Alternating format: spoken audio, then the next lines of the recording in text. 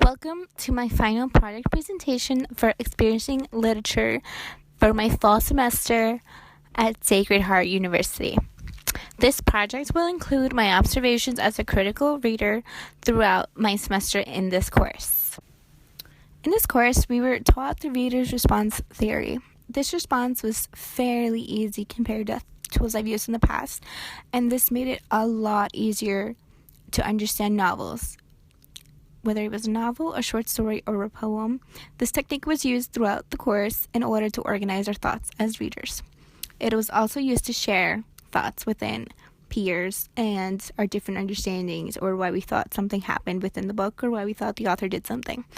It was formatted by initial thoughts, initial questions based on either the title or just previous knowledge from the author, and then it was kind of broken down into different thoughts in our responses to the story. I think it was a great tool, and it certainly helped us organize our thoughts, and if we were confused about something, it was easy to reference back to when we needed to know something about a specific storyline. The critical reading analysis chart is another tool we learned. It's a lot shorter than the reader's response, but it kind of follows the same idea. It's a strategy used to understand what you've read to a new level. It's a lot more complex because it uses rhetorical devices to a more specific level. It'll ask for visual imagery, simile, metaphors, and you have to provide the evidence, and you have to then answer why you think that supports that evidence, or why you think, it wouldn't happen in the story. It's a great tool, and it definitely makes you understand what you've read to a new depth. Digital tools was totally a new thing for me. Although I had done journaling in the past, I never did online journaling to get feedback, and I rarely used Google Docs in order to proceed with my understanding of reading. The blogs was totally new to me, and I honestly thought it was going to be the hardest thing ever, but it really wasn't. It really just, it just helped me explain what I was reading, kind of try to get others involved, and we would do our blog assignments after reading in the library, our independent novels, and it kind of just let us share with our professor and others what we were reading, why they should read it, or it was just a good sharing tool, and it was totally a new technique for me. I didn't do this much in high school, so I think it's a good idea and a way to express what you read, without giving too much away, and totally a good idea to share what you're doing. The connection was so vivid between The Narrator in Cathedral by Raymond Carver and The American in Hills Like White Elephants.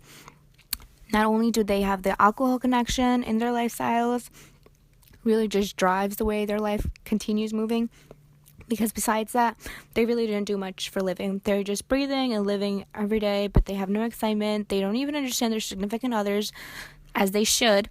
It's all alcohol, living in the moment, day by day, watching TV or getting on a train. They're pretty much the same person, just in different scenarios, and I just thought it was a crazy connection. But I was so happy that when we shared in class the responses for the Ernest Hemingway story, it wasn't just me who found the connection to Carver's piece. A challenge I found for myself in this course must totally be going so in depth in a story. I cannot express how much in depth we went in for the things they carried. It was a great story, and it totally deserved going in depth in, but I was just like, oh my god, is this going to be everything we do? And we're going to read so many pieces, like I'm going to die. So I love reading. I am totally a bookworm, but again, I'm so hard to read something that's assigned to me, because if I don't find it interesting, it's just like, I'm not going to finish reading you, or I'm not going to read you at all.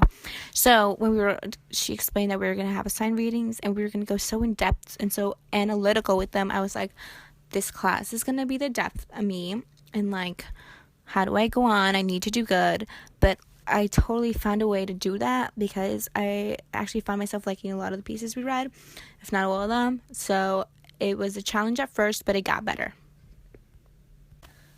My first aha moment occurred when reading Hemingway's Hills Like White Elephants. I remember reading Hemingway last year in high school in my AP Lit class, because my teacher was obsessed with Hemingway's life.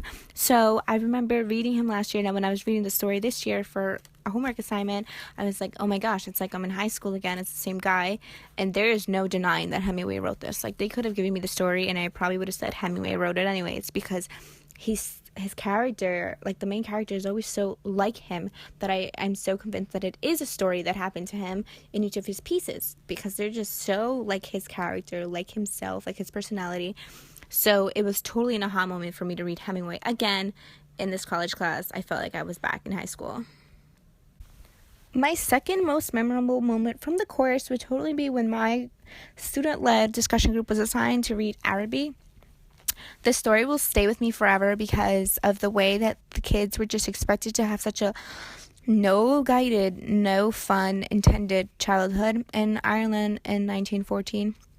In the following years, first of all, the main character didn't even live with his parents, so it kind of made you wonder what was going on in his life, that he was living with bum uncle and a bum aunt.